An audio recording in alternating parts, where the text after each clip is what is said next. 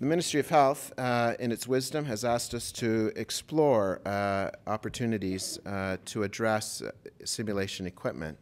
If you're a dean, if you're a principal, or if you're a president of a college or university, the second most expensive line item after human resources is going to be simulation. As the technology advances, as the costs go up, as the operating costs, which John alluded to, which he addressed across his state, grow and which are funded very differently from capital investments, we're going to have challenges as a group addressing some of these financial issues that pertain to education.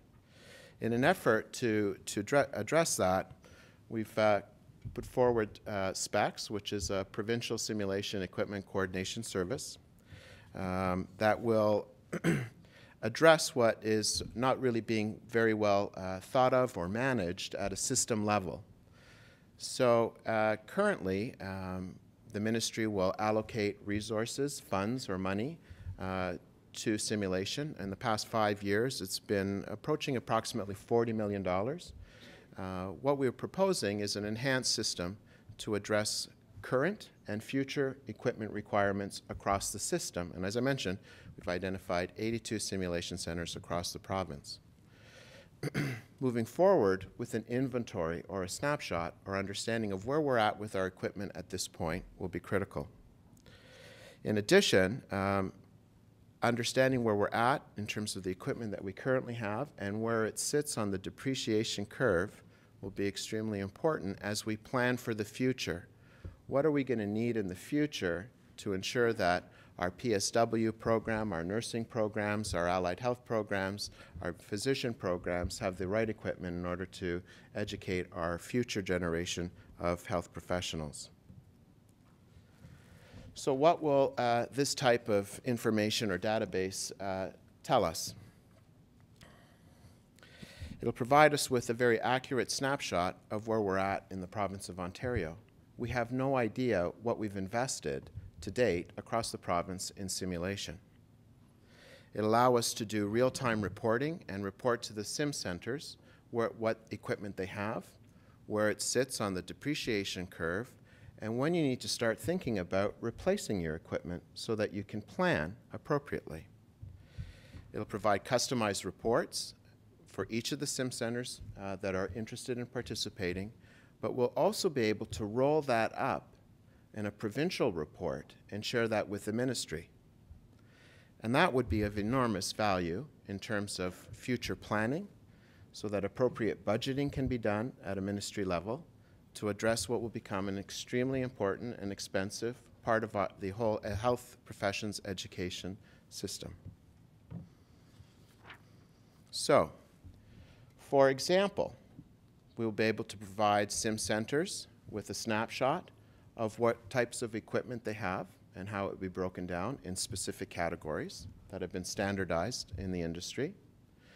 And that you will know you have, 8% is equipment, 20% is audiovisual recording equipment, and I have task-specific trainers that account for approximately 24% of my inventory.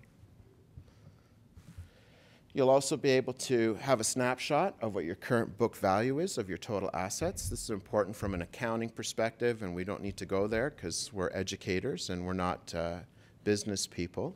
An important piece of information for CFOs and for deans to understand where their assets sit when they prepare their balance statements. This whole concept of depreciating equipment and its half-life, when will we need to replace it, has both important financial ramifications for CFOs and for deans, but also for the frontline educators and the managers of our sim centers. When do we need to start thinking about replacing our equipment?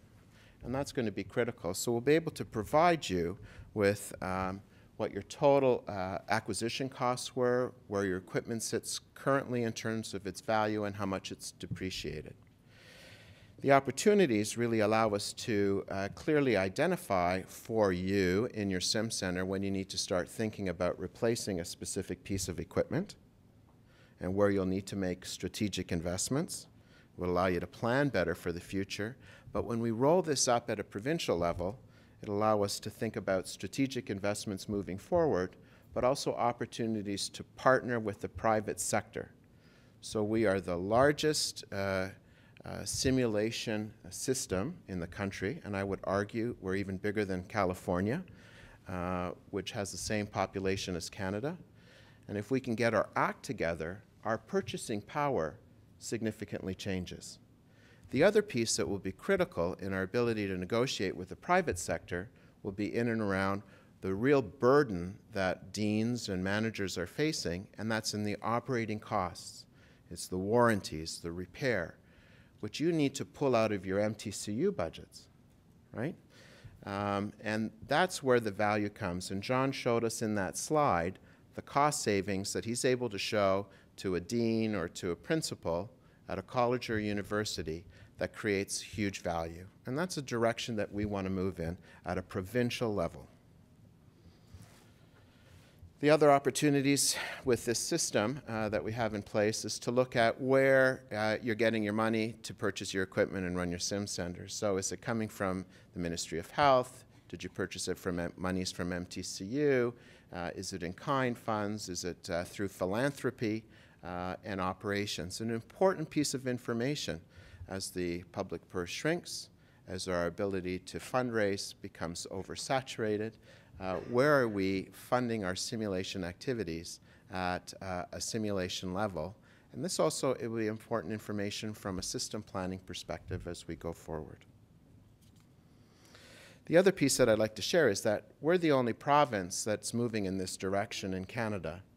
And it's information that the other deputy ministers of health it's going to resonate with them, because it's also going to be an issue in Newfoundland, in Quebec, and in British Columbia.